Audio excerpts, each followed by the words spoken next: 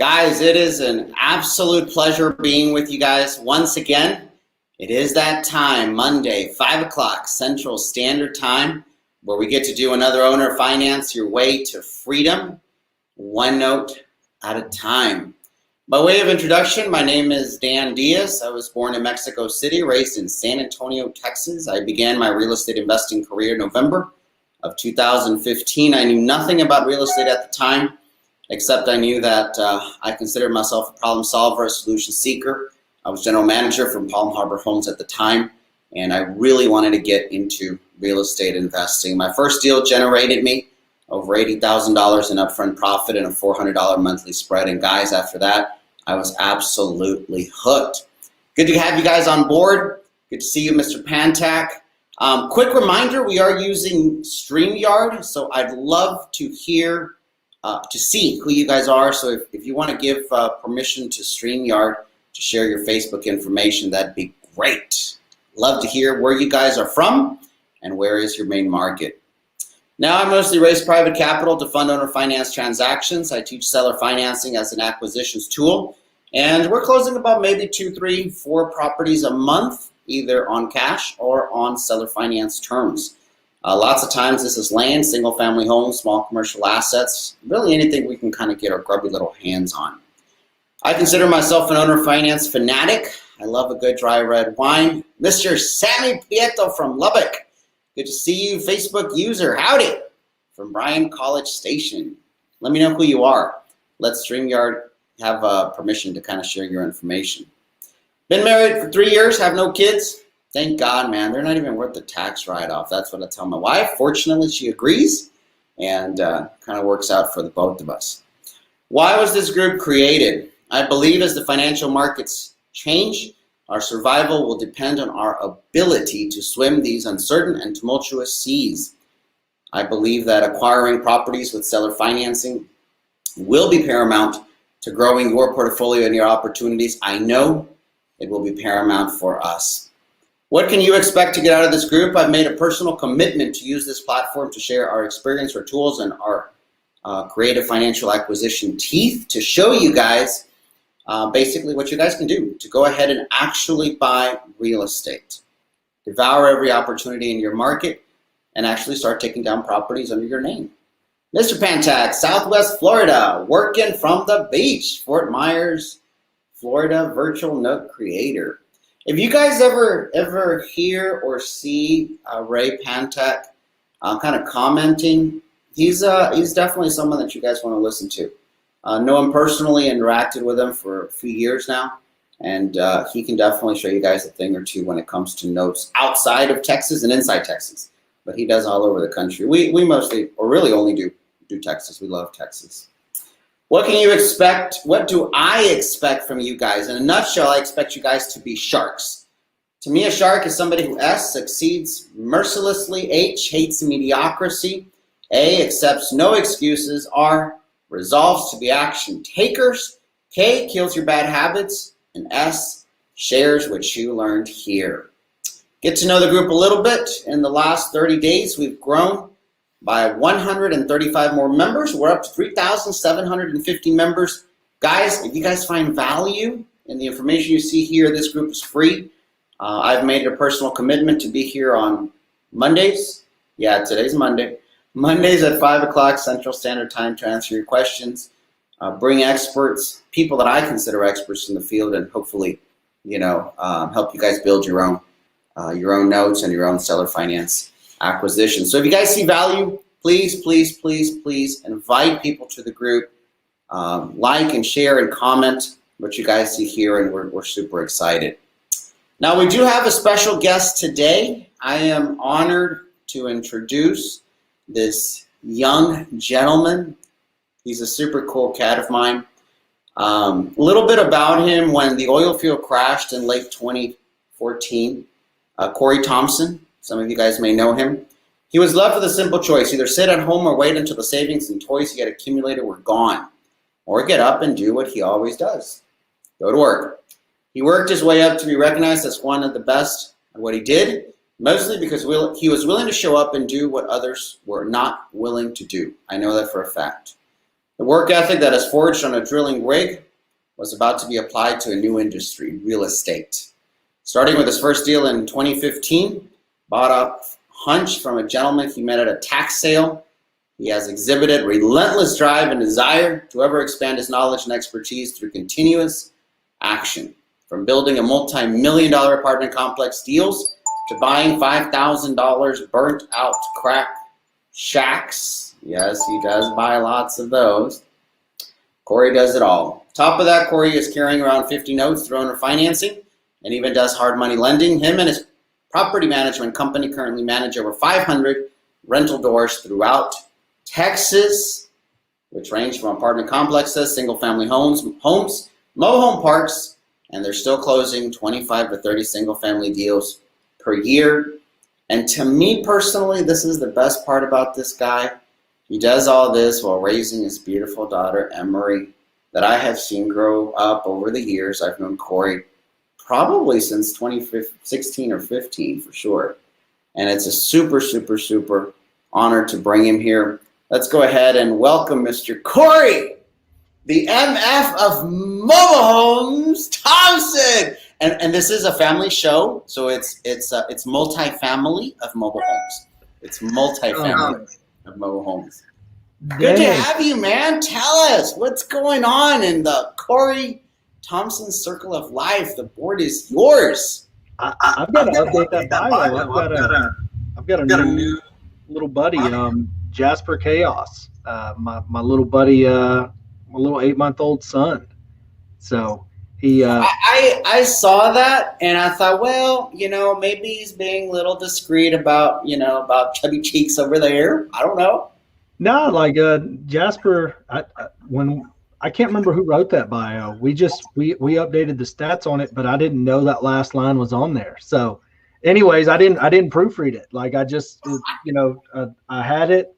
I've got it in a folder, and I told Braxton, I was like, update this with this and this, and send it over to him because I knew it had changed business wise, but I forgot to ask him to add Jasper. So I'm going to add that right now. But no, man, we're just over here. And the other thing is, like, we normally do about 25, 30 deals a year. That's what we've been doing. But you can see on the board behind me, we've got, I don't know how many lined up over here. We're up there, over there, that we're buying. And then these are the ones that we currently own. So, yeah, we're doing a little bit more single family deals now because, I mean, it's just you need capital to go. So, that's how we generate capital. We buy and sell real estate. And if it doesn't sell, I've told people this over and over again. Owner finance is the backbone of that business. So, if it doesn't sell conventional, if we can't raise the capital instantly, then we owner finance it out. And we use a strategy wrap mortgage, something that you talk about a lot. You can actually see there's one in green right over the top of my head, that green one. That green means that we're buying it owner finance. So what you taught us in Vegas, we've gone out and applied that in the real world, and we're buying that deal. I don't remember the purchase price, but the guy snuck in some interest on it. Like we did the contract with, 0, and then he like put 4% interest on the contract. But he didn't change the payment, right? He didn't change the payment, no. But we just like here 4%. But it's whatever. Like 4%, 0% doesn't really matter to us. We're buying it based on that payment. But I do remember the payment. It's $225 a month, and we're buying a legit $100,000 property in the 20,000s, and he's carrying the note for us. The only reason though is because we had to go in and unwind this like contract for deed transaction he had done. That and I know that are hard to service, but we had to go unwind it, get the title clear, and now we're purchasing an owner finance. We had to go track down a mortgage company that had a lien on the mobile home only. It's a double wide, and we had to go track them down to get clear title on the mobile home. All of that is the reason why we're getting it for $25,000. He couldn't do that on his own. He needed us. He willing to owner finance it, and then after we owner finance it, we've got to go evict the squatters out of that home, and I call them squatters because they're formal owners. And if they got any kind of snap at all, they could get a lawyer involved, and that could take years to do because they do have the paperwork showing that they purchased it contract for deed. They might have some claim left on title, that a judge could. Ultimately, we could lose this deal altogether if a judge ruled it in their favor if they took us to court. So, when people talk about purchase price, it's relative to risk. When you're owner financing it, we're going to be making $220 payments. We'll have a couple of thousand in closing costs. We're not putting any money down, just like you teach. And how many months can we hold on to this thing? How long can we fight this in court? With it might take $10,000 worth of attorneys. We might be able to fight it ourselves, but we can pay that $200 basically for years and years and years to come, and still not run out of equity on that deal because, like I said, that's one of the things that I do teach in the 10-hour owner finance training. I don't do mentorship. I don't do any of that crap. I make my money off real estate, but I did put together a small training package, and it's like less than $300.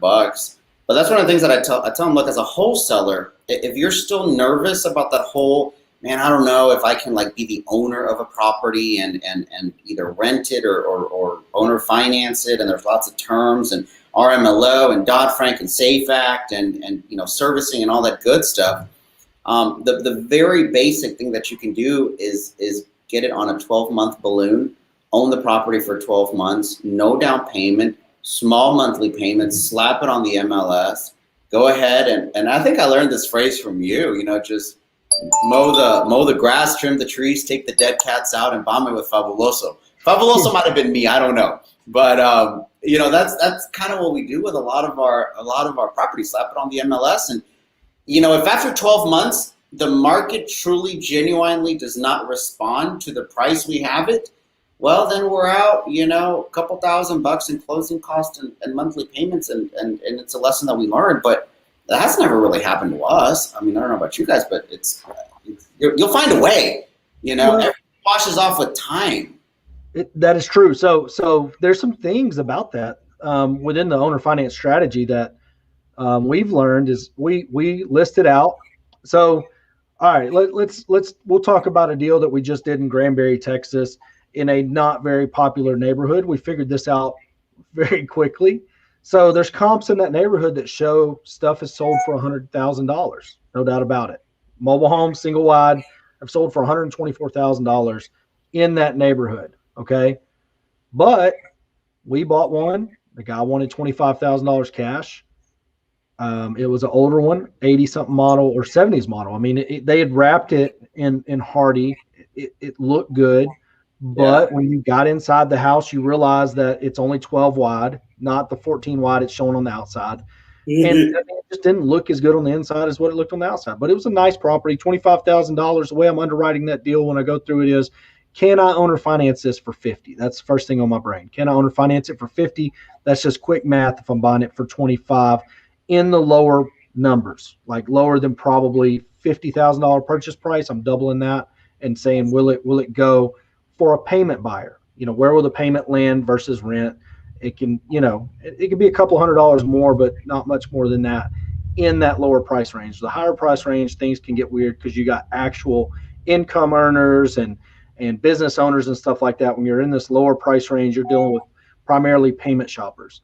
So that's how I underwrite it first. Second thing I do is, okay, well, if I can't get somebody to owner finance it, what will it rent for? And what will my financing be if I do have to rent it out? In other words, on a mobile home like this, 70 model, wrapped in hardy, looks good from the outside, but is a 70 model's mobile home. No matter how you dress this, put lipstick on this pig, who's going to finance this? It's going to be private money. Whose IRA, which buddy's IRA has 25 grand in it that I can slap a mortgage on this thing, interest only, like 8% interest only, and let this thing cash flow until I can find somebody to buy me out of it, or after the tenant moves out, try to owner finance it again. So that's just underwriting 101. Owner finance first, rent second, okay? But ultimately, I'm going to put this thing on MLS. I'm going to put it on MLS and offer it up owner finance. And my thing about it is I'm listing it out for $50,000, twice of what I bought it for.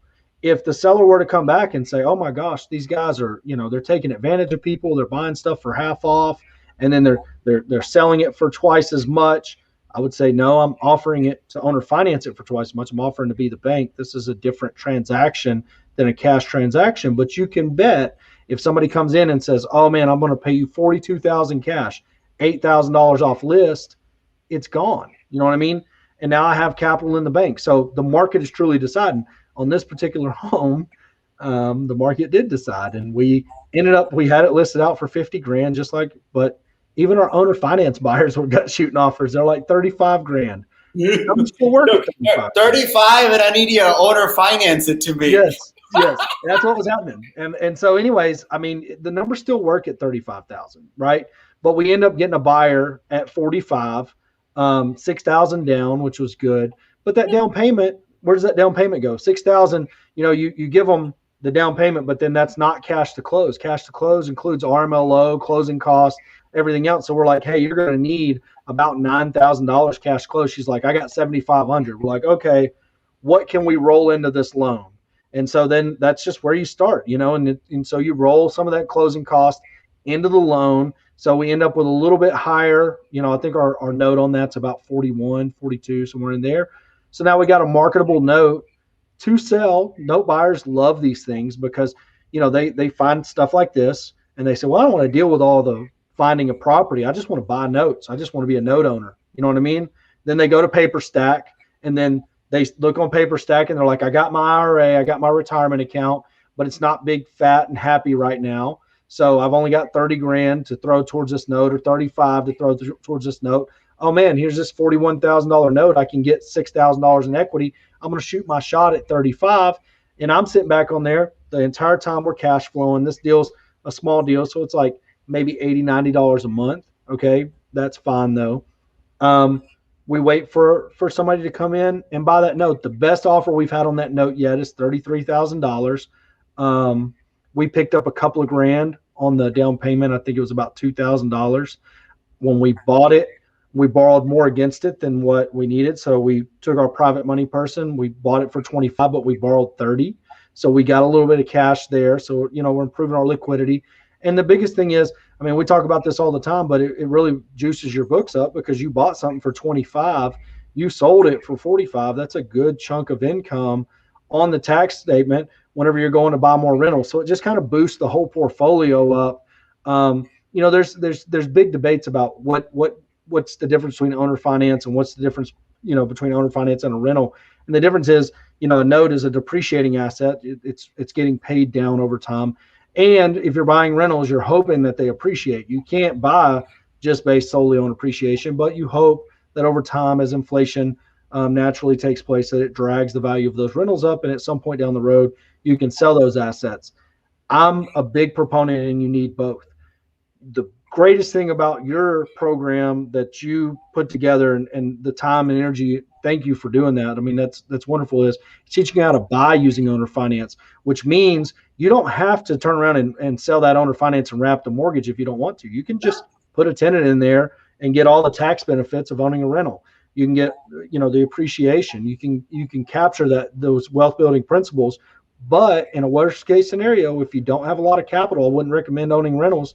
You can build that capital up by owner financing that, selling that note or mortgage, and recapitalizing, or selling it owner finance, getting a little bit down, putting a little bit in the bank, and enjoying the cash flow while you build up more cash reserves to be able to move towards rentals. So, I mean, I could talk about these dynamics all day long on this one particular deal. What I think we're going to end up having to do is we've got private money on there. So we wrapped an interest-only loan. Not a big deal for us because we have access to other capital to take that investor out. We can reach out to anybody in our network and say, hey, do you want to take this out and get a guaranteed, 8-10% return, whatever it is, as first lien position. They'll buy that first lien position private person out if we have to shuffle the deck like that. But what we'll end up doing is we'll take 2 or 3 notes that we don't want to sell, like this one and another mobile home on land. We'll go take those notes to the bank and present them as collateral, and the bank will loan against those notes just like they would a rental, and basically hypothecate and pay that first lien position person off. And now we've actually, every payment we make on that note to the bank is gaining equity. So it just increases the cash flow tremendously because you lower your interest rate, you lower your debt service on it, but you're also gaining equity on it. So if they do end up defaulting, or go to refinance, you've got a true equity spread there, and you're going to get paid off from. Man, that is absolute gold, and I really appreciate you going out of your way and really sharing that with the audience. Because a lot of people when they hear owner financing, they think of it as only an exit strategy, and it's true. I mean, it's an awesome exit strategy, but honestly, my focus is learn to actually buy. I would say about 99% of the people who are starting off in real estate, they genuinely don't have any money to buy. They genuinely don't have credit to go ahead and buy. But with seller financing, you can buy little pieces of land, you can buy, little shit boxes, you can buy little mobile homes, you can buy anything, out there. And once it's yours, you can do whatever the hell you want with it. You want to go ahead and rent it. You want to wrap it and underfinance it, go ahead and wrap it and underfinance it. You want to light a match and watch it glow and collect the insurance money? I mean, I don't know. The property's yours. You can do, I mean, that's a Corey exit strategy, not something you want to follow, but it's yours. I did burn down a house, but I didn't own the house I burnt down, and I didn't collect insurance on it. I remember when I put that on the internet, that was the first time I knew that was illegal. I was like, really? Arson? No lie. How many years did that been? I called my attorney. I was like, hey, I put a video on the internet that I found on my computer of me burning down a house. The statute of limitations passed. That was the problem. Yeah, it was great. I mean, look, hey, I'm going to tell you right now, like we've got several houses in a town nobody's ever heard of. They came with an apartment complex we bought, and I hate those houses. I hate them.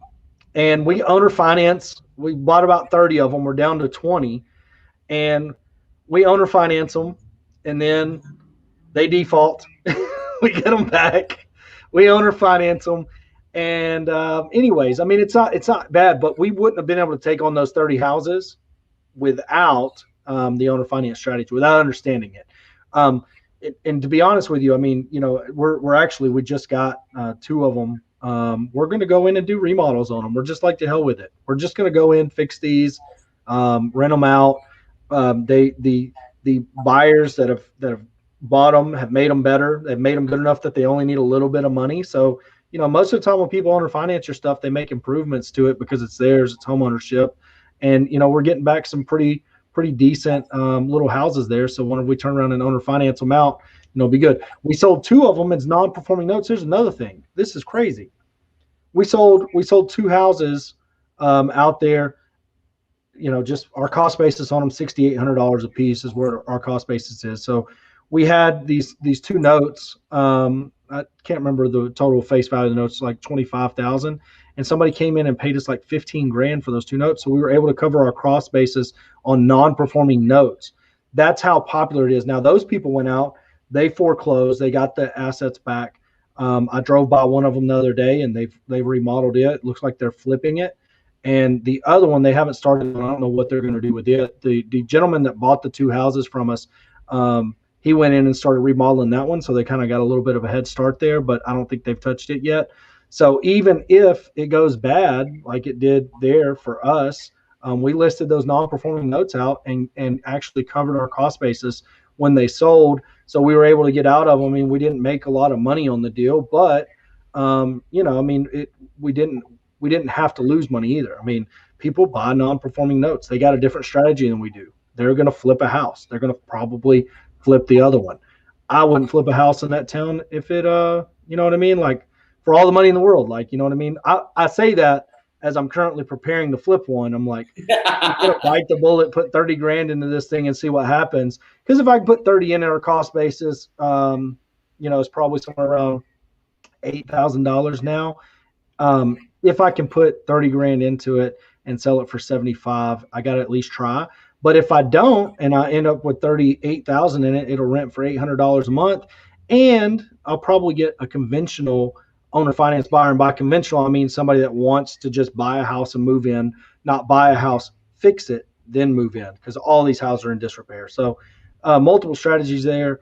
owner finance makes it all possible for our business. Something else, I don't know where that video is. I wish there's a way I can share it, but I don't know where it is on my computer. If I did, I would let y'all listen to it. But I got a video on my YouTube channel of me calling apartment owners. And there's a gentleman that offered to owner finance us apartments. And it's called seller carry, second seller carry, which means, let's say he wants $1 million for the apartments. Banks will loan 80% of that. So the bank will loan $800,000. He will put himself in second position and finance the $200,000 that you would have to put down on it. That's, I mean, if you can pull that off, that gets you into a property for closing costs.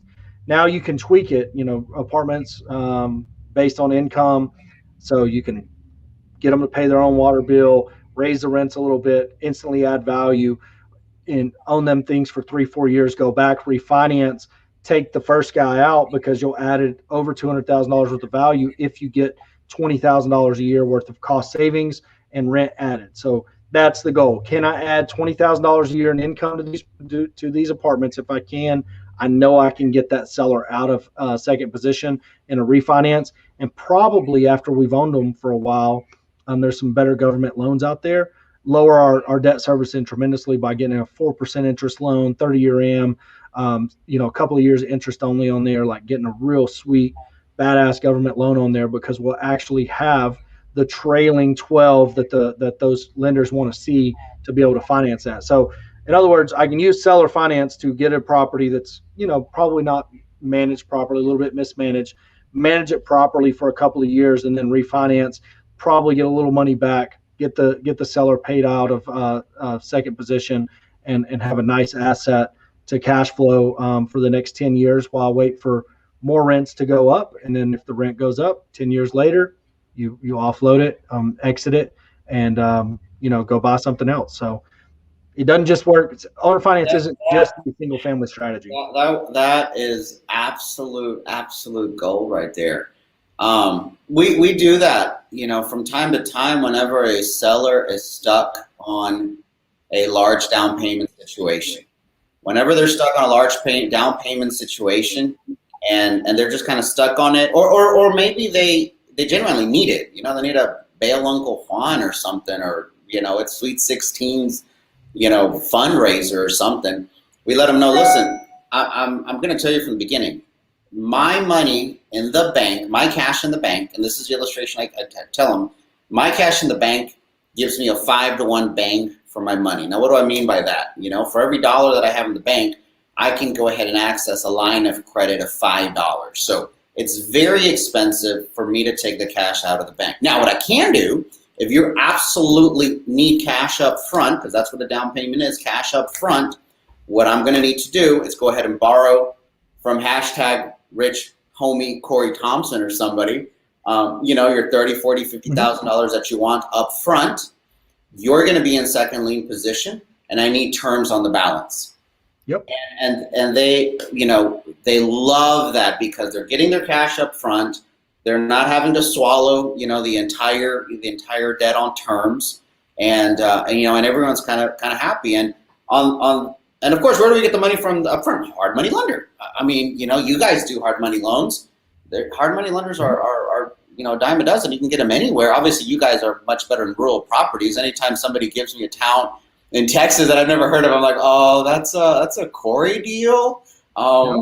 If it's not San Antonio, Austin, DFW, or Houston, that's a Corey deal. Sounds like he might lend on it. FYI, it needs to be like 50% of ARV minus repairs. So make sure you negotiate it. I mean, look, we'll loan. There's an amount we'll loan on anything. You know what I mean? You might not like the amount, but it just is what it is. We went out to one that was west of Austin. I love that area. Loved it. But near the lake or further out? It's a town called Spicewood, Texas. Oh yeah, cute. Nice area. Love the area. Love the neighborhood that I was in. Like, it was mobile homes, and I mean, it looked like, but Austin's going to swallow that place. So if you could buy any of that stuff right now at whatever, it was crazy. 700 square foot shack sold for $196,000, 2 doors down. I was like, This is crazy. I don't know. I don't know who's bought. I don't know who bought it. You know what I mean? I don't know who bought it, but somebody bought that. So I'm looking at a 700 square foot shack, weird floor plan, but I'm like, man, the market ultimately decides. I don't. You know what I mean? So if these guys want to buy it, I just got to figure out what we'll loan against it, get comfortable with that number, and go do it. So I just told them if they go back and retrade that and get it down to 80,000 by whatever means necessary, and I'm going to text them whenever we get off and say, hey, look, see if they want 100,000, see if the seller will carry the 20. That's what I was going to ask you. Are you guys okay with seller carries on the second? We don't care about seconds. Love it. So that you don't even care about thirds. Well, it's like, it just is what it is. They got to pay us. So they got, it's a term loan. You know what I mean? They got to pay us off in 6 or 9 months. So second lien's kind of, they got to, if they take over that note, if they foreclose, that's what people care about on second liens. First lien position, if you're in a long game, first lien position, like 30 years, first lien, and somebody's got second, they actually control that deal because they can go foreclose. You know what I mean? Now they pay you, they get to legally basically assume your mortgage, and now they're in control of that deal. So the investors that want to take the asset back, that want to get the appreciation, if that buyer defaults and the investor that's carrying first lien wants the asset to, realize that gain in appreciation, then they're not going to like a second lien, because second lien will always control that deal. Now, if they just want a monthly payment, monthly cash flow, then they're going to want it. Ours is a term loan, so it's up in 6 months. Second lien, no matter what they want to do with it, they're going to have to pay us off in 6 months. You know what I mean? Like, so, hey, you got to pay the piper now. You've been making your monthly payments, but the loan is up in 6 months. You can put some more points down and, renew for another 3 months, for another 6 months, but you have to pay the piper, and that's why we don't care about them. That's why a hard money lender don't care about. There are some people out there, I caution people all the time on wrapping, owner finance. Like, you go take an owner finance deal sub 2 and then you sell it on a wrap. Well, if that seller finance person has a due on sale clause, and they want an asset back to either get another down payment or realize the appreciation that has happened on that property, and they catch you with a wrap, they're going to call that note. They're going to do it. I don't know if this has happened to y'all, to you, Corey. I mean, it might have, but whenever I find owner finance, seller carry homes and they're being foreclosed or whatever, we have been successful simply giving them a call and saying, hey, just out of curiosity, what's your game plan? What's your business model? Is your business model to take back the property, FYI, it looks like crap? Or is your business model to collect on the interest? If your business model is to collect on the interest and the payments, and you're okay with it, I mean, we're getting lender permission at that point. Right. We can go ahead and continue the ride that you're on. We've been successful legally assuming seller finance transactions and loans that way, getting the lender's permission. We've also been pretty successful asking them, especially if it was a situation where they actually loaned money for it. Mm-hmm. Indian people, they loan a lot of money to their family members, we found out. So if they actually loan money, hey, we buy houses and borrow money all the time. You want to loan some money for us? And we've gotten private money lenders that way as well. No, those are all questions you gotta, like, I mean, heck, if they're willing to do that, you know what I mean? Like, if they're willing to own or finance a house that they already own, I'll ask them all the time, like, you want to buy this house, own or finance it to me? You know what I mean? Like, if you just want payments and you're even getting an equity pay down and you're only charging 10%, heck, I can use your money all day. If I'm talking to somebody that's already owner financed one thing, if they've owner financed one thing, they'll owner finance two, 90% of the time, because they want that cash flow. I'll tell you, we bought a mobile home park out in Tyler. I call it a mobile home park. It's kind of a mixed use. It had houses, duplexes.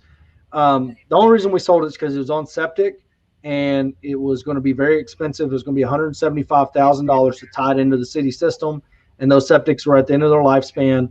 And it was like, we bought that thing on our finance. It was cash flowing like $4,500 a month. I mean, it was a slummy property, but man, it cash flowed.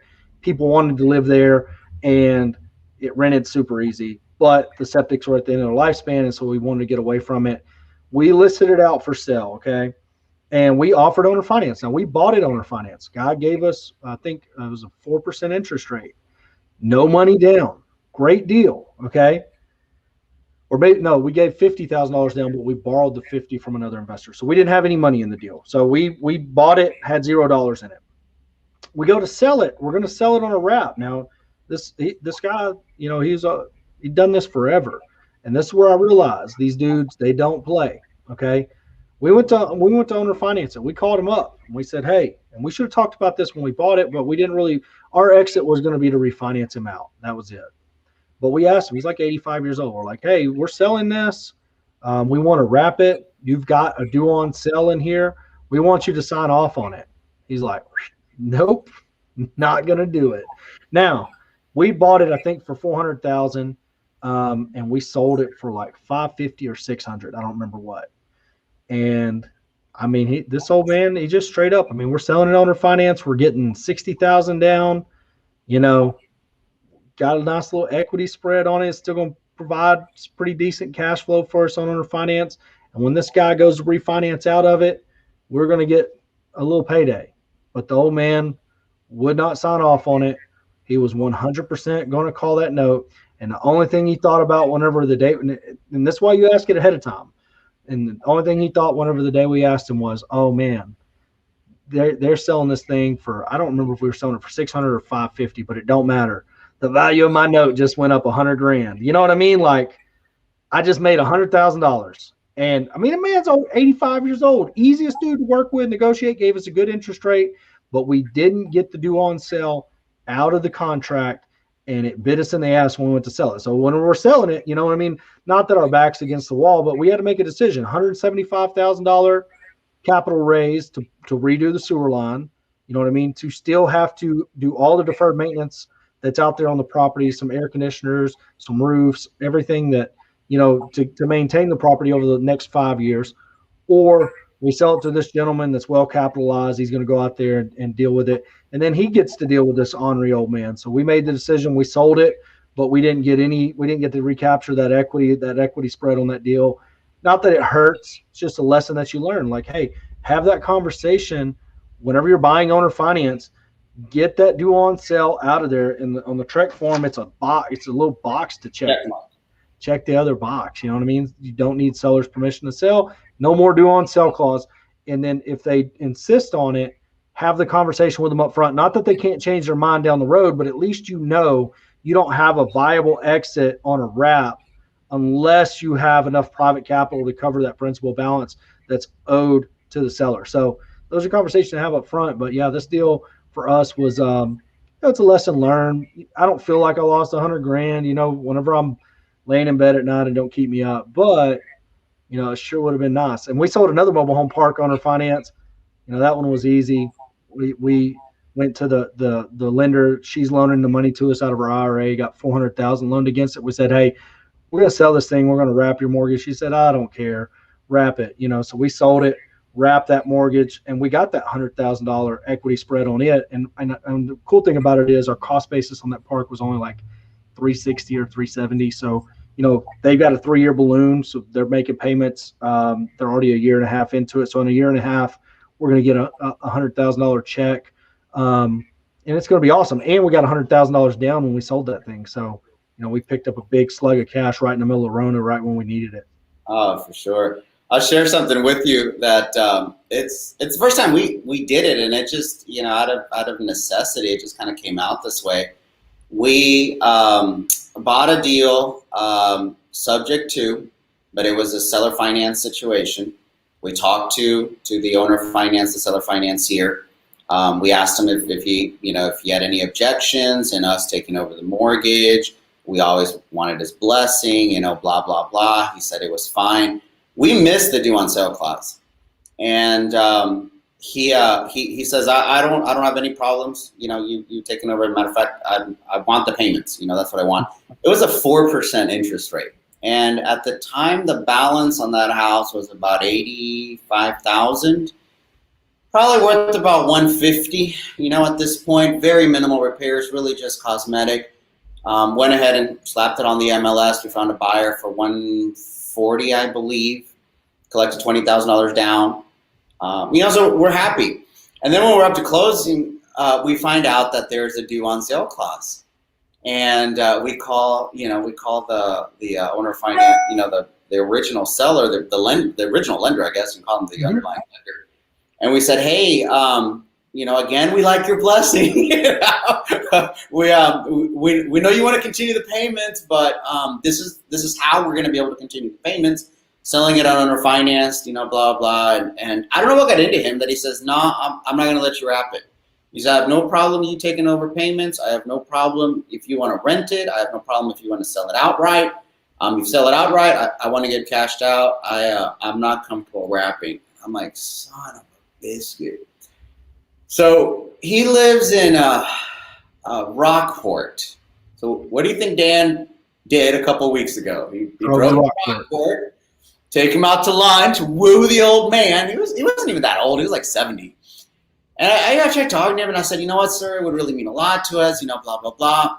He says, no, not letting you wrap it. And then I said, well, there's one more thing. I feel real bad. I already told this family, that we could owner finance it to them.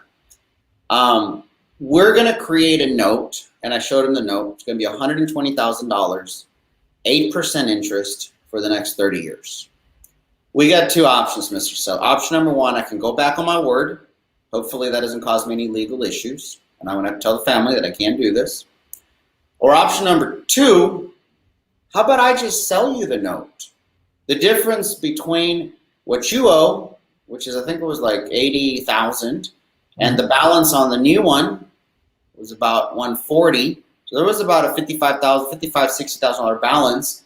And I'm just going to let you know, I don't know if you noticed, but right now it's an 8% interest rate. I'm doubling your interest rate. So you're right, I can't do this without your permission. I'm not going to do it without your permission. I need your blessing. You don't want to give me your blessing. That's fine, but I don't want to go back on these people. How about I just sell you the note? Guy loved it. And he's like, oh man, he goes, I didn't know you could owner finance at 8%. And I'm like, well, I was hoping you didn't. But we ended up helping a family. We collected the cash. We collected the down payment. We sold the note at par with no season. I mean, really even before it was originated. And we went ahead and just closed it. And he went ahead and bought the note at closing. Dude, that's awesome. I mean, there's just like so many things that, you can do. And sometimes you have to, there's really kind of no choice. But anyways, man, time is ticking. I know you're busy. What we do every Monday is try to grasp a few questions from the group. Okay. And just kind of give them some feedback, give them some answers. So love your feedback on it. Full disclosure, guys, he doesn't know the questions. Actually, neither do I. My VA just kind of put it together right now. But these are some pretty good questions. Isabella wants to know, if I had, in today's market, if I had a property that is free and clear with decent condition, it's livable, it really just needs paint, I had a renter in there, but now we kicked him out and everything looks great in the property. So in today's market condition, if I had a free and clear property, what would you suggest being the exit selling strategy? And I got killed on the comments, Corey, but I think a lot of people don't know where we're coming from. My suggestion and the key was in today's market. Mm-hmm. She's sitting on a $185,000 property. If you own or finance it, you're probably not going to get more than 8% interest rate on $185,000. You're going to get beautiful cash flow. But in today's market, my suggestion was to capitalize on the free and clear situation, load up on the cash, and get ready for opportunities. What's your suggestion? That would be my suggestion. I mean, look, here's the thing about it. There's my own people in my own group were killing me. They're like, bro, you talk about owner finance. This is like the best owner finance transaction. I'm like, did y'all miss the key question? In today's market. There's no inventory. So, that if it's 185,000, that I don't even know if that's considering that there's no inventory. And depending on where the property is, I mean, I don't know where in San Antonio or any one of the major metros, there's no inventory, none. So that 185 might get bid up to 215. You know what I mean? The other thing is we're printing money. So where's inflation going to land? what could you do? It's like it's a weird deal where you're trying to time the market. You don't do that in real estate. I don't think real estate's a long game. Like it's a lot longer than say the stock market. It's not like buying a dip or something like that. But I feel like at least right now, having a good portion of capital on hand for what could happen when the moratoriums expire. But we don't know. None of us can accurately predict what that is. But I do know this: that if you sell it in today's market, I don't know how much longer before the inventory actually gets back to normal levels and prices settle down and we quit with these bid mores. So yeah, I would absolutely sell it in today's market because you might get 30,000 over ask. I've been seeing people post in the DFW Metroplex. I've seen a realtor post this like probably 2 or 3 times this week. A house in the $600,000-$700,000 range. Okay, she's with buyers making $100,000 over offers and losing. Now that's not going to translate down into a 185 house, but I mean, even if it's $30,000 over offer, I mean, you've got to sell. Any inventory you get right now, you've got to let the market talk about it. We've got a deal right over here, that red deal right there. We're talking about what we're going to do with it this week, and it would be a fun project. It'd be fun to go in there and pick paint colors, put nice appliances in, and doll the thing up. But we're talking about today's market. Today's market, you might get full retail for a property that needs a ton of work just because there's no inventory. You know what I mean? Like it might sell. We're buying it for $60,000. We'll fix the roof. We'll redo the air conditioner. We'll paint the inside. But as far as like Taj Mahal in it, I don't think we have to get full market value of somewhere between 150 and 180. The house right next to it sold for 180, but it had a garage. So whatever a garage is worth in today's market, that's what we're looking at. So yeah, I would definitely sell it in today's market. My psychology on that one was, would you buy it for 185? Like if you had $185,000, would you buy it? I think the answer is no. Can you personally, as an investor, even with your limited knowledge, experience, whatever have you, can you get a return higher than 8%, which is probably going to be the interest rate that you're going to be getting at a price point of 185? Mm-hmm. I think you can. So for those 2 reasons, I agree. I think it needs to be sold. You could sell it for 185 and loan somebody the money for 12%. You know what I mean? So I mean, you can already do better. So yeah, I mean, I would definitely sell it in today's market. Today's market being key because today's market's wild. I mean, it's absolute Wild West.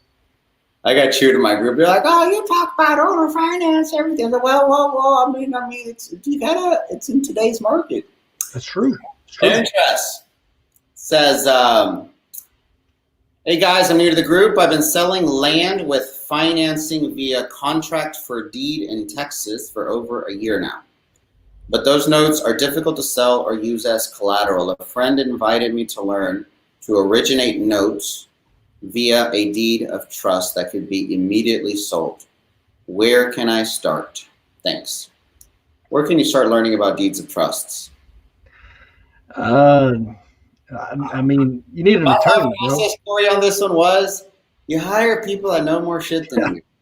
I mean, you're going to close at a title company, I'm hoping. Mm-hmm. You're going to be closing with a real estate attorney, I'm hoping. Mm-hmm. You're going to be hiring an RMLO, I'm hoping. You're going to be using a third-party note servicing company, I'm hoping.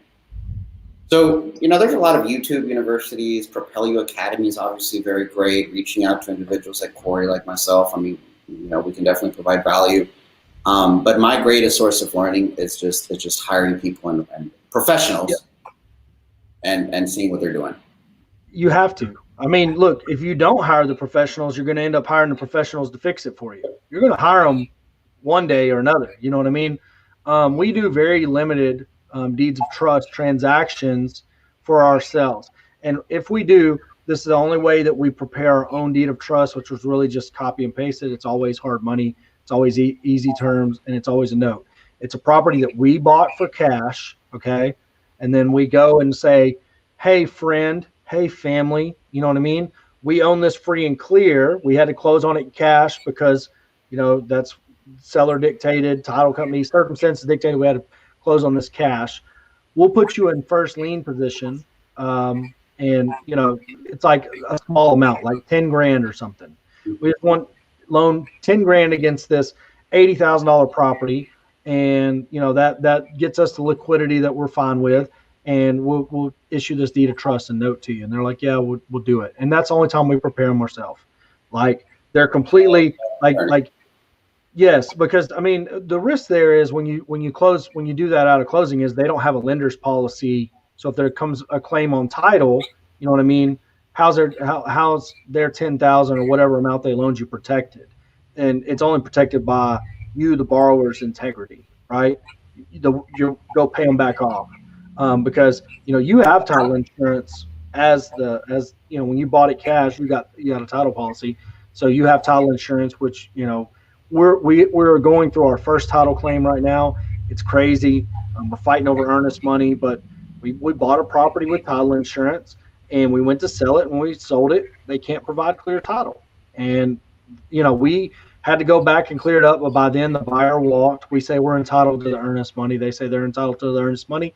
I say the title insurance should pay us the earnest money. We will see how it shakes out, but I don't know what's going to happen. I honestly don't. And it might all be for nothing. We're not suing anybody. We're not hiring attorneys. We're not spending any money on it, but we're attempting to get the title insurance to pay us that earnest money deposit. So we'll see how it goes. Yeah. It's always fun for sure. Jamar Mills has a question. What is the best situation to use a land contract in versus other owner finance ways in order to purchase or buy? Y'all use land contracts? We don't. Never. I mean, look, contracts, land contracts, contract for deed. Yeah, same thing. Commercial transaction. I'm guessing, like, I don't even know. Like, on the land in Texas, I mean, that's not really commercial. I know people who use them. I know locals around here that use them. I don't, because they're hard to service. If you don't service them just so, you got some penalties. Insurance companies don't understand them. Attorneys don't understand them. Judges, if you're in front of a judge, might not understand them. I mean, my thought process on this, Corey, and I think you might agree with me, is foreclosing in Texas is so damn easy. I mean, you can foreclose in as little as 41 days if you do it right. It'll cost you $950 in attorney's fees, if that. So, why are you trying to go, through this route of using an instrument that I don't understand? I mean, I'll be humble enough to tell you I don't fully understand. I know a lot of experts don't really fully understand. So I have to unwind a lot of them. You know what I mean? I have to go get people to sign away their rights to the contract, to void contracts, to be able to purchase people's land. You know what I mean? That have, contract for deed hanging out there. But other than that, I don't know. I wouldn't, like, if somebody had to come in here right now, I wouldn't know how to legally do it. There's an attorney down in College Station, Fred. Hell, what the hell's Fred's last name? Fred Bayless. Contract for deed. He services them himself at his office. So, that might be a resource to reach out to if you want to learn more about it. But I would, like Dan said, it's too easy to do it the regular way. You know what I mean? The way everyone understands. Do it with a deed of trust and a note, and let the low end drag. For sure. David's got a question. If you sell half of a 360-month note's face value, then are you selling the first 180 payments, or are you selling the number of payments required to pay down 50% of the principal? The answer is, it depends. I have no idea what you're selling. I mean, you can be selling both. You can sell either. You can sell either. You can sell either. You can sell either. But in most cases, you're going to be selling the first 180 payments. Yes. So I've not done one of those transactions. People make those back all the time. Those scare me. And I'll tell you why they scare me, because you and I both know that even though you're originating 30-year mortgages, they're not going to pan out 30 years. Something is going to happen in 5 to 7 years. So what's going to happen to my other half? I don't know. It's like I'm doing all this work to buy a deal, to sell the deal, to originate the deal, and then I can't get paid till like the very end. And I know there's answers, but to me, It just doesn't. You know what we do? Do y'all do? Do y'all originate two notes? Do y'all ever do that? No, but if you're originating two notes, you can sell one of the Sell the notes first, easy. the second. Yeah, you can sell that second fairly easy, or you can sell the first. You can sell whichever note you want to sell. You know what I mean? And keep whichever one you want to keep. But at least then it's in black and white what you own when the refinance goes through. It's like I had this huge question. We used a note as collateral, right? Very first note we ever originated, $12,000 house right over here in Groesbeck.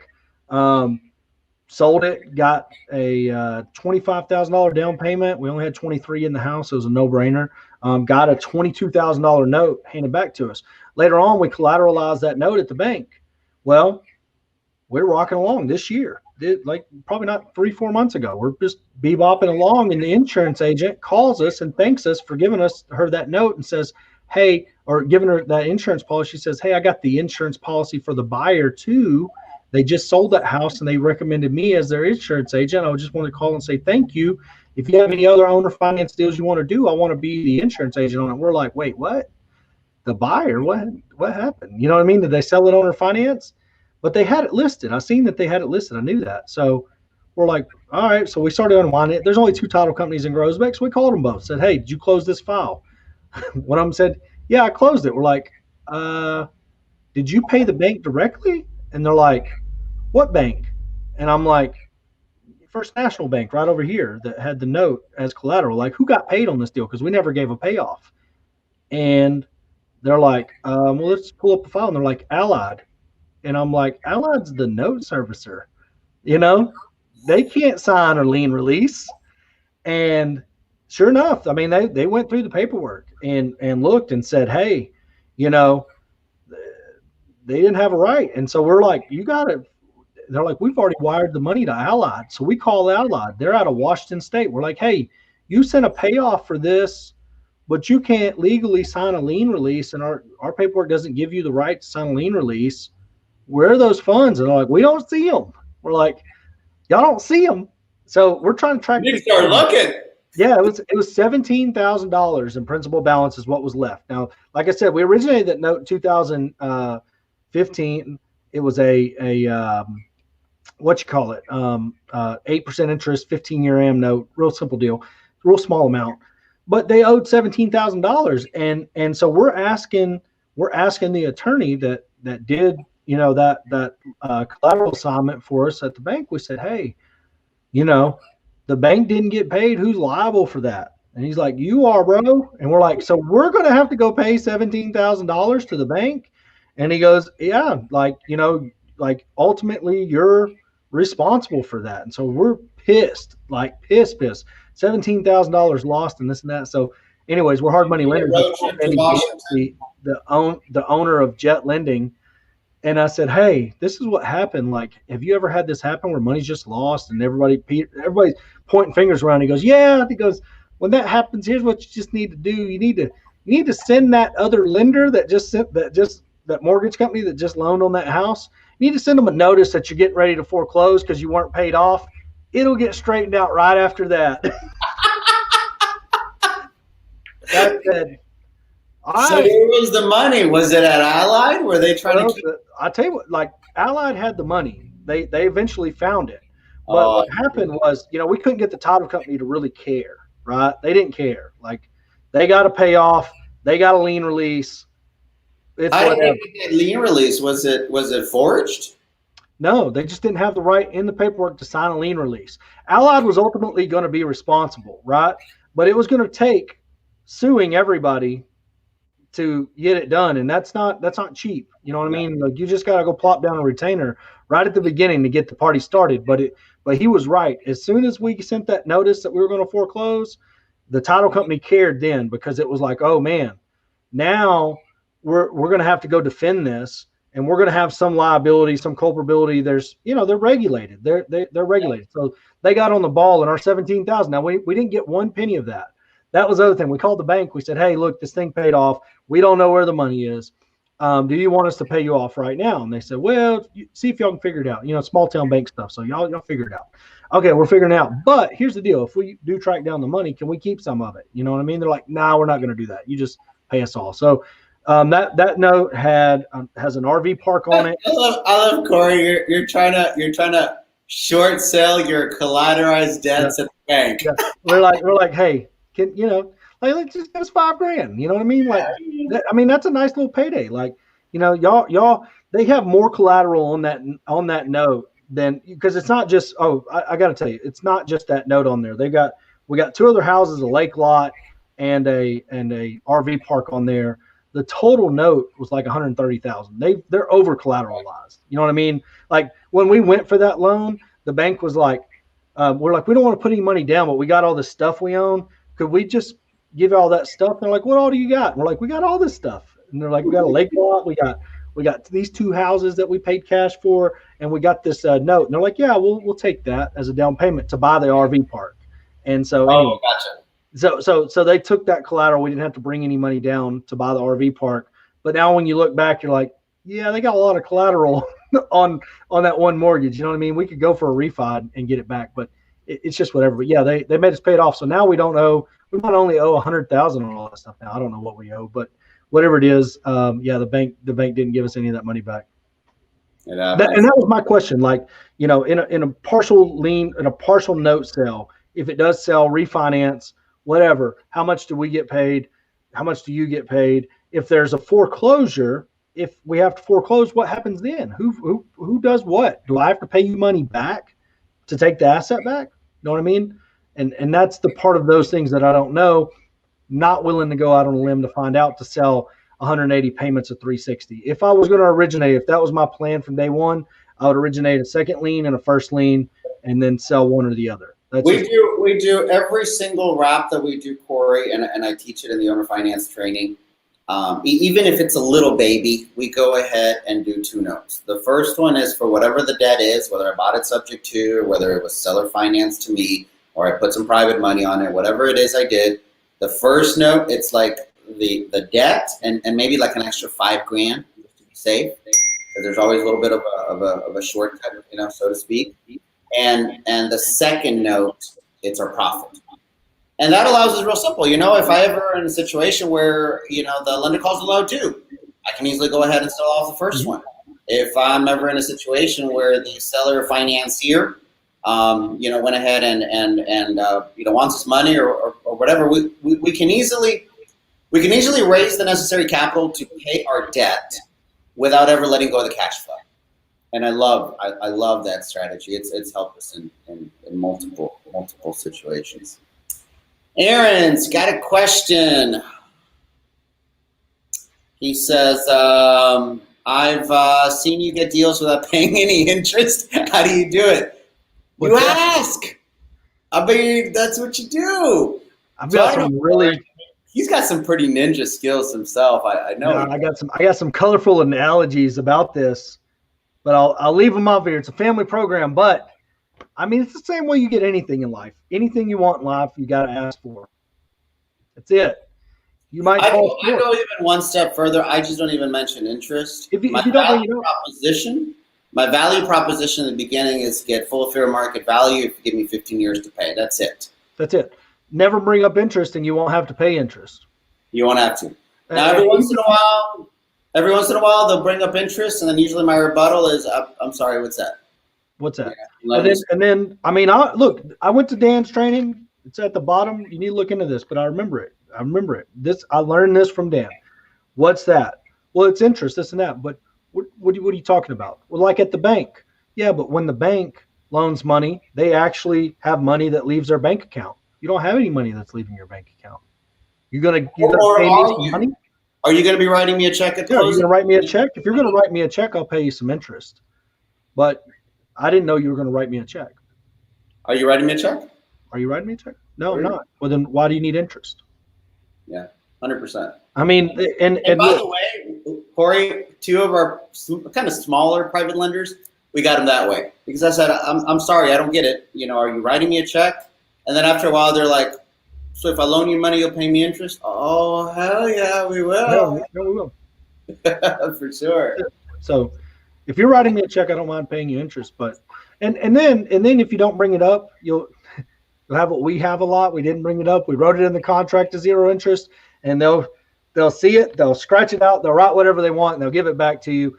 But here's the deal. If you're starting at 0 and it goes to 4, you're better off than most people think owner finance. If you're dealing with a landlord or somebody that's in real estate, they're thinking 10% interest from the jump. So if you only end up paying 4%, you're in a much better situation already. Like you're going to have, equity arbitrage, you're going to have interest arbitrage. I mean, you're going to have so many things working on that deal to provide you with nice monthly cash flow if you decide to rent it out or owner finance it. So no matter what you do, you're going to be protected. If you start at 0 and it goes to 4, you're pretty good. But I bet you if you start at 4, it goes to 7 or 8 for sure, easy, or 10. 8, So 10, and then you're screwed. Yep. Well, Mr. Corey, that covers the questions we had for today. I really want to thank you for being here. For the people in the audience, I want to give you a few minutes to talk about something that I was honored enough to be invited to, but you've got a training that's coming up next week, 23rd, yes, sir. or 25. Floor is all yours. Please tell us again. I mean, to be honest with you, what we're going to go over is some kind of when I got started, I didn't have any money, so I can show you how to market. Day one, we're going to show you how to market with no money. We're going to show you how to do it with money that you're already spending on Starbucks or Diet Cokes like me at Sonic or whatever it is. We're going to show you how to do that kind of grassroots. I shouldn't even mention this right here. Spoon's probably going to kill me, but we had the snowpocalypse come through here recently, right? It was a sad situation. We got over $50,000 in claims personally from busted pipes, right? And we're cutting off water. The city's cutting off water. I mean, we're just all running around cutting off water. And right then, at that moment, I was sitting there covered in water, looking at just FUBAR apartments, and I went, man, Monday we got to request the water shutoff list. You know what I mean? Like the water shutoff list has to get requested on Monday because the city has been out here cutting off water. We've been calling cities all over the state of Texas to get water turned off. I'll bet you, if you want to find every flooded house in Texas, you request. So we requested 1 week's of owner finance list in 150 cities in Texas. We're going to market to those people in the class. You're gonna let us do calls to them? Calls. We're going to do text. We're going to market to that list. That's just one list. Our team is driving for dollars. We're going to drive up 2,000 driving for dollars leads. We're going to market to them in the class. You're going to take the calls. We're going to do the negotiations. We're going to do it all in the class. It's a very small class. And we're going to do it in the class. And then the last day, so it's a 3-day deal. The last day I got it over here. I think I can share it. I don't know. I don't want to mess anything up, but we've remodeled during coronavirus. We remodeled 16 units in Hamilton, Texas. Then we remodeled 16 units in Comanche, Texas. We're currently remodeling 32 units in Coleman, Texas. And I was shocked because we actually brought in guys that I know that I've worked with my whole life, my best friend Brandon, and they're doing the remodels. We're paying them, and I'm shocked at how low the numbers are on the remodels. Like, it's absolutely insane. I want to share that with everybody. I want to show everybody, some real key stats to that. From one, how much did it take to actually do the work, like new air conditioners, new hot water heaters, new plumbing, new roofs, you name it. We remodeled it. I want to show people how we did that, one. Two, I want to go from it was completely leased up. I want to show those numbers because that was the biggest mystery to me when we started. I was like, if you remodel 16 units that are completely vacant, how long will it take before you have all the tenants in place and it's actually cash flowing? So we did 16 units in Hamilton first, and we did 16 units in Comanche. We applied the lessons we learned in Hamilton on Comanche. I want to show everybody how much better we got at it. And now we're doing in 32 units. We won't be finished by the time we do this next week. We'll still be 3 or 4 weeks out from being finished. But I want to show exactly. Pull the P&L for the property, put it right in front of you, line items, what we spent on roofing material, what we spent on flooring, what we spent on hot water heaters, air conditioners, you name it, broke down so you can see the numbers for yourself, because I think you'll actually be shocked. A lot of people get into retail flips and stuff like that, and you're like, man, this stuff's expensive. Our guys got the skill set to get it done. We've got a really talented team, and I just want to show that off. because I think whenever it comes to real big value add properties like apartments or anything like that, you're going to have to be willing to take on some ugly properties and do the rehab, because those 32 units in Coleman we bought for $232,000. By the time we get done, we've got $900,000 allocated for that job. Going to be shocked at how far underneath that we're going to come in. I can't wait to show it. I can't wait to show everybody exactly where we're at on that project. And but Coleman's going to teach us a strong lesson, because that one was truly 100% vacant. And we're all going to learn together through this process. You, me, everybody that we know is going to learn how long it takes to lease up 32 apartments in a town of 4,000 people. And nice. I'm cautiously optimistic because of the grassroots marketing we're doing. But y'all are going to have to come in and do it. And we did some multifamily marketing. I've got over 100 units to go look at in the Panhandle of Texas. We're going to go through that marketing. We're going to go through and call those people back, because I've called back about 5 or 6 people off that list. We've got 40 people out of that whole marketing campaign that have a fourplex or bigger that want to sell and gave us a price. 40. So we're going to call through them. We're going to negotiate them. We're going to break down exactly where the offer needs to be. There's a lot of stuff out there. I'm not like your training changed my life. Like your training at that cost changed my life. This is like kind of like the governor let us go back to work, you know what I mean, or let us meet in person again. I've already survived Rona, so if you're worried about it, I'm not going to bring it there. But the thing about it is, I want to change people's lives with this. I want to show them exactly like this is what we do. You're going to step in and do it. This isn't going to be me up here telling you a hypothesis of what it could be or what it might be. Like, these are the numbers. This is what it took. You're about to call a seller. You're about to make an offer. Here's where you messed up whenever you're doing it. Here's what I saw. Dan, what did you see? Oh, I saw this. I would have done that. Ooh, that's a really good idea. You know what I mean? Donnie Ruffin's going to come in. I haven't told anybody yet, but no. Donnie's going to be here. So Donnie's going to be there. You're going to get a lot of value. I've got another gentleman in San Antonio I've yet to reach out with. I've got another gentleman that said he's going to come, but I'm not going to mention his name. You're just going to have to show up and see who it is. But these are people that I know and trust. I want to put you in front of the right crowd.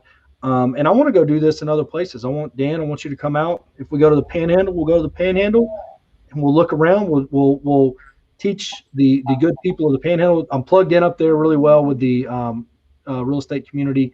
So they need your training up there. The Panhandle is so wide open for owner finance.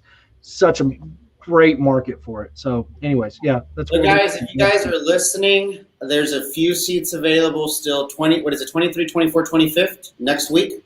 Next week. San Antonio, Texas, Emily Morgan Hotel. Mm-hmm. It's not free, so don't ask, but it's like $200. Y'all need to do it. It's like super inexpensive. I went ahead and put in the comments a link, and there's still a few seats available, right?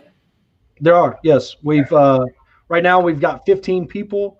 We don't have room for much more, so once they're gone, they're gone. So follow the link. Dan dropped it right there. Get your tickets. I do have. Y'all message me on Facebook. I'll send you a link. If you got to come in and stay at the hotel, I got a block of rooms set off because the Final Four is going on at the same time in San Antonio. So they made us get a room block. It's not, I don't get anything from it. I'm not trying to push it on you. It's just, they were like, you got to get this room block or you won't have rooms available. I was like, okay, I'll get the room block. And I was like, what happened? Do I have to pay for the rooms if they don't sell? They're like, no, you don't. You just got to, you're not going to have rooms to sell if you don't get the room block. Since I got the room block, the prices have almost doubled. So we got them locked in at $140. So what you're saying is you got an option on the rooms. Do what? You got an option on the rooms, and now you're going to sell that option. No, I will. They just told me if you want to do this here. The only reason I picked the Emily Morgan, I'm going to tell y'all why. It's right across from the Alamo. Our entire staff is coming down, so it's not. You're not just going to get to meet me. You're going to get to meet the girl that does our leasing, evictions, loans. Our entire staff's coming down. We're out in my town. We're out for spring break that week, so we're bringing our families. I got the Emily Morgan so we could all walk to the Alamo and to the, you know what I mean, the river walk type stuff. But anyways, I like the Emily Morgan too. It's haunted, allegedly. So Allegedly, that is correct. So we'll see what's up. But I'm gonna go to the Alamo. I'm gonna at least take a picture, a couple of selfies in front of the Alamo, and we'll probably go to dinner one night. So can't wait to see everybody there. I'm excited. Well, anyways, last round of questions. It's a little bit of a fun thing we do, Corey. Quick, whatever comes to mind first. Chocolate or vanilla? Vanilla. Sports cars or lifted trucks? Lifted trucks. Mountains or the beach for vacation? Ooh, mountains. Yeah, mountains for sure. I don't City living or country staying? Country. For sure. This is a dangerous one. It depends on whether or not we can continue being friends. Coke or Pepsi? I drink Diet Cokes, but here's the thing. If I'm drinking if it has sugar in it, I'm drinking a Pepsi. Oh, what is wrong with you? Well, I mean, you're an Aggie. That kind of explains some of it. I don't but if I'm going to pick out of the Coke and Pepsi products, I'm going Mountain Dew. If I'm just going to go ahead and douse my body with sugar, I'm going to have a Mountain Dew. That's funny. If you drink, what's your poison of choice? Well, whiskey. Actually, I can't reach it, but I've got a bottle, a Secret Service bottle that somebody from my group sent me, of Maker's Mark. No, Woodford Reserve. Hadn't drank it yet, but yeah. I'll tell you what one of my lenders gave me. That's awesome. It's an Elijah Craig. So they went ahead and did a barrel, and they said, "Hey Dan, you've given us enough money this year. Here, have some on us." Logan has a whiskey distillery. Yep. So Devil's, what is it? Devil's Run or something, or Devil's something? Yeah, I don't know. I'm gonna see if he'll bring some to the Emily Morgan. We'll do a tasting. I drink it with Diet Coke, or I like cranberry and Crown Apple. I don't know what they're called. Somebody said it's called something. I don't know what it's called. It's called Corey taking a nap. If I get about 3 in me, I'll be asleep. So yeah, for sure. Man, I know you're super busy today. I got tons of stuff to do today as well. But thank you so much. It's real good to see you. I hope you guys, if you're listening, take advantage of the class. It's going to be next week. You're in San Antonio, Emily Morgan Hotel, 232425. It's what, like $600-700? What is it, Corey? I don't even know how much it is. It's $200. No. Yeah. I was like, I don't give them the friends and family rate. Charge them the real price. Look, we've never really made money on an event, and the reason is the reason. We're bringing our whole staff down. What I want to do is I want to cover the cost of the event, and that's it. If I cover the cost of the event, I'm good. It's free networking for me. I want to loan y'all money to buy real estate deals. I want to teach you how to find deals so I can buy them from you. It's a mutually beneficial relationship to get everybody in the same room, get them on the same page, and show them some things. A guy asked the other day in a group, he wanted a mentor. I offered him a room at my house and a hoopty to ride around in, and he could come work in my office for $500 for a week. And he didn't take me up on it, but I was like, man, that's a pretty good offer. Maybe I just let that do him, because now if somebody, we're not going to make a lot of money because I got a house that I rented out over here. Long story, but anyways, I got a house over here that I rented out that I'm going to put you in. I got to pay those bills, but this, having free labor in the office and having people get in here and realize what we do every day. I mean, I know y'all can't see it. Maybe I can point the camera down, but we got a whole big, office here. It's just one big room, but I mean, we got 10 people that work out of this office. We're managing 500 doors. You would think, in your mind, that would be just crazy hectic, and we're getting 9,000 work orders, and people's feces are literally flying from their houses into our office. You know what I mean? And that it's just this wild, rodeo, but it's pretty quiet around here. Our systems and processes, I love sharing them, but the only way I can share them with you is if you get immersed in it. It's like learning Spanish. You can learn Spanish. You can learn, como se dice. Yo quiero Taco Bell. Do what? Yo quiero Taco Bell. Yeah, you can learn some sayings, but if you really want to learn Spanish, you got to go live in a place where nobody speaks English. You know what I mean? If you want to learn real estate, You got to get in a place where we're servicing owner finance notes, we're managing real estate, we're flipping real estate, we're mobile home parks, RV parks, about any type of real estate you can think of, other than storage units and hotels and convenience stores and stuff like that. Commercial, we're not in yet. The very building we're in right now, we're trying to owner finance it from the landlord. He owns a building across the way too. And I've got all these big ideas for it if he'll just say yes. But he's like, no, I'm making $9,000 a month off that. I'm like, I'll give you $9,000 a month. How about that? It's like, no, how's that going to work? I'm like, I just write you a $9,000 a month check. You cake it and you cash it. And you don't got to deal with no tenants or toilets. But he ain't there yet. But I'm going to get him there because this is where we office out of. So as soon as he owner finances to us, I'll have commercial on my resume too. So anyways, yeah, that's where we're at in life. Love it. Love it. All right, my friend. Real good seeing you. Thank you so much for being here. Thank you so much for pouring. Thank you so much for coming to San Antonio next week. I'm excited. If you need anything in the meantime, let me know. And thank you so much, everyone, for listening and being here. Well, I appreciate it, Dan. I'll see you next week. Take care. We'll see y'all. Bye-bye.